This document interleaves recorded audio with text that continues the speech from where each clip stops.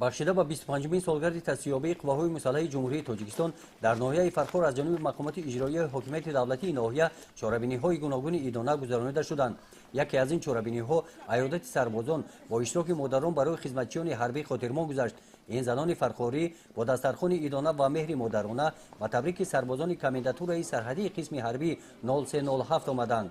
дар ин қисми низомӣ сарбозон аз ҳамаи шаҳру ноҳияҳои ҷумҳурӣ хизмати ватан модару софдилона адо намуда сарҳади давлатии ҷумҳурии тоҷикистонро муҳофизат менамоянд. барои зиндагиву хизмати низомиён шароитҳои мусоид фароҳам оварда шуданд. дар маҷлиси тантанавӣ бахшида ба 25-солагии таъсисёбии қувваҳои мусаллаҳи ҷумҳурии тоҷикистон раиси ноҳияи фархор афсарону сарбозонро табрик намуд.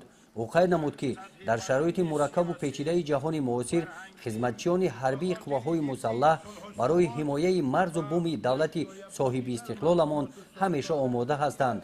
мо бо фарзандони ҷасуру далери халқамон ҳомиёни ватани маҳбубамон эътимоди комил дорем ва ба онҳо ифтихор мекунем.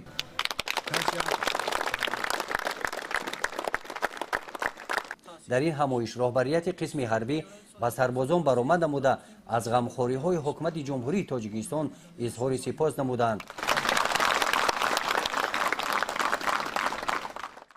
ман сержант Идибек Қурбон ҳастам.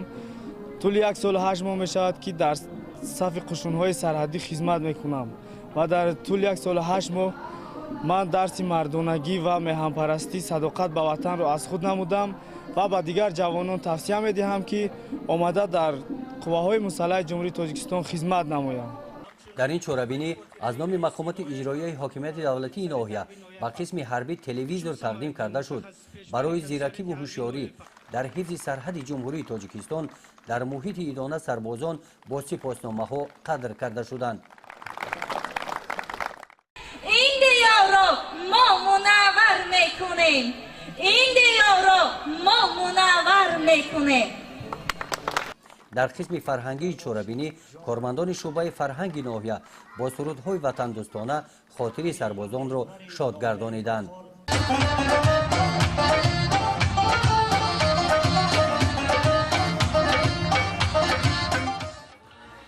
дар анҷоми чорабинӣ модарон аз маҳсулотҳои дар хона тайёрнамудаи худ ки аз таомҳои миллӣ иборат буданд дастархони идона ороста сарбозонро зиёфат доданд. гузориши хоҷа Назриф Худойназар Зуҳуров аз ноҳияи Фархор барои барномаи иттилооти Навид.